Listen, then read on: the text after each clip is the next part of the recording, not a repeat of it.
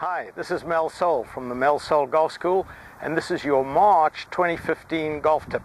We're heading into spring and you're now ready to get started with your golf game for 2015.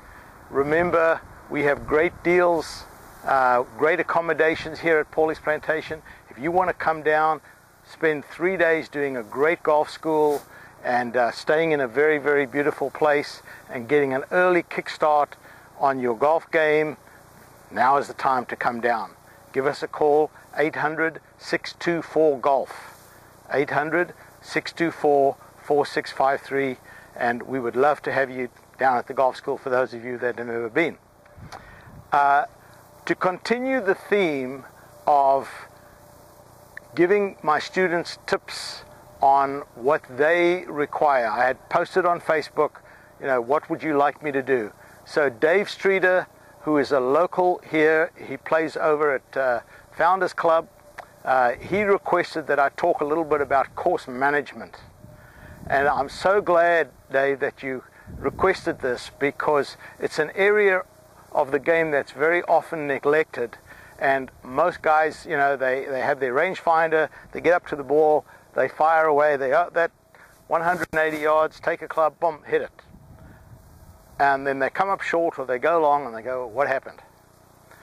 Good course management is critical to scoring well, and that's why people like Jack Nicklaus, Tiger Woods, Ben Hogan, those three were most probably the best ever at managing their game and managing how they played the golf course. So I'm going to give you a few things that you can very, very easily put into your game. I have a shot here. There's a flag out there just right of the tree that's from where I'm standing about 140 yards. So we're going to pretend that I'm standing on a par 3, 140 yards. The tree that's to the left, there's a shadow underneath. I'm going to imagine that the shadow of the tree is a pond.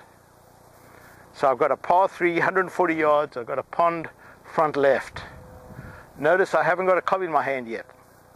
I don't want to go and select a club even though I know I've got 140 yards, because this shot might not be playing 140 yards. So the first thing I have to do, the first question you want to ask yourself before you play any shot on the golf course should be, where do I not want to go? And a lot of people have said to me, Mel, isn't that negative? I've always taught you've got to be thinking positive.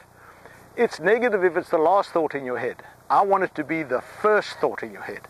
Where do I not want to go on this hole? Well, I do not want to go short left. So if I do not want to go short left, where do I want to go? Long right.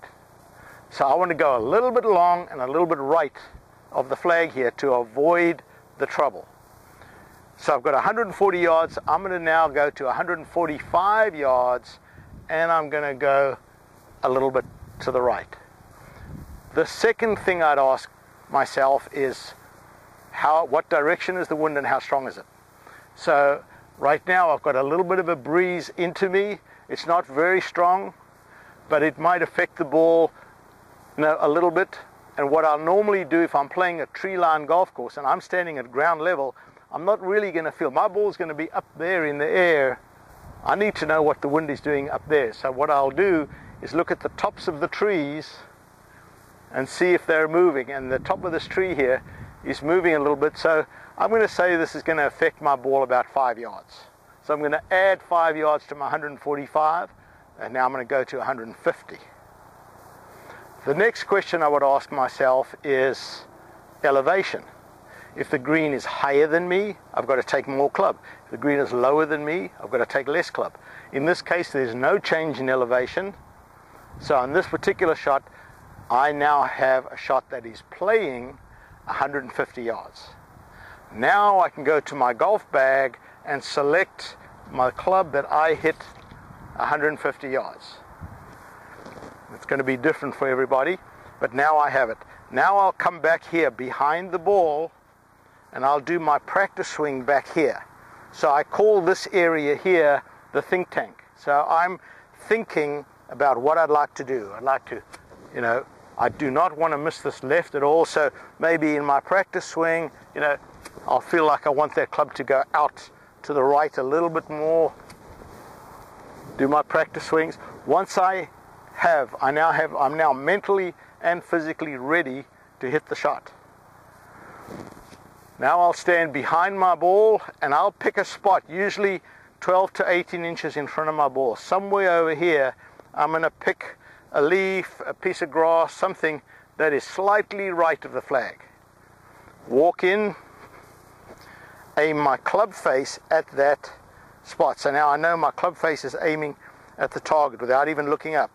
I now line myself up on the club face. So now I know I'm lining up very slightly to the right.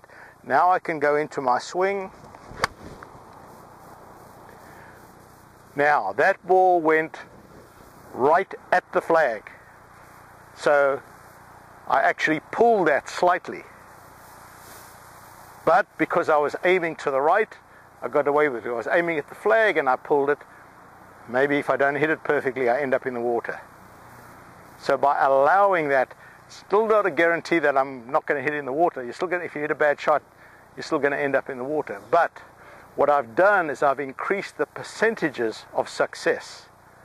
I'm not always going to hit the ball exactly where I want to, and I certainly didn't there, but I would actually be nice and close to the flag because I pulled it slightly and ended up on the flag. Go through that little routine each time. Once you get used to it, it's very quick. You won't be holding up play. It's very quick. Stand behind the ball, figure out your options, take your club, walk in, play the shot. You want to shoot lower scores, manage your game.